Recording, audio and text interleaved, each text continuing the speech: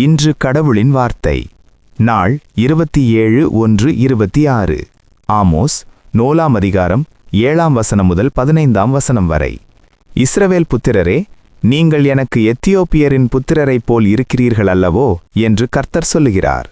நான் இஸ்ரவேலை எகிப்து தேசத்திலிருந்தும் பெலிஸ்தரை கப்தோரிலிருந்தும் சீரியரை கீரிலிருந்தும் கொண்டு வரவில்லையோ?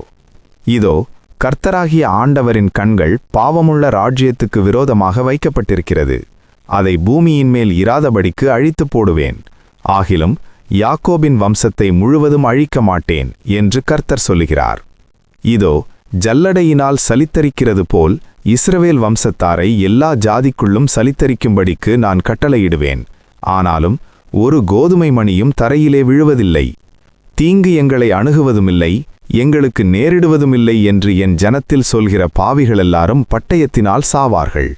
ஏதோமில் மீதியானவர்களையும் என் நாமம் விளங்கிய சகல ஜாதிகளையும் வசமாக்கிக் கொள்ளும்படிக்கு அந்நாளிலே விழுந்து போன தாவீதின் கூடாரத்தை நான் திரும்ப எடுப்பித்து அதன் திறப்புகளை அடைத்து அதில் பழுதாய்ப்போனதை சீர்படுத்தி பூர்வ நாட்களில் இருந்தது போல அதை ஸ்தாபிப்பேன் என்று இதை செய்கிற கர்த்தர் சொல்லுகிறார்.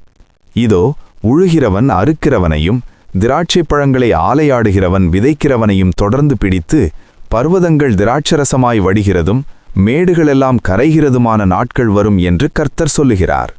என் ஜனமாகிய இஸ்ரவேலின் சிறையிருப்பை திருப்புவேன். அவர்கள் பாழான நகரங்களை கட்டி அவைகளில் குடியிருந்து திராட்சைத் தோட்டங்களை நாட்டி அவைகளுடைய பழரசத்தை குடித்து தோட்டங்களை உண்டாக்கி அவைகளின் கனியை புசிப்பார்கள்.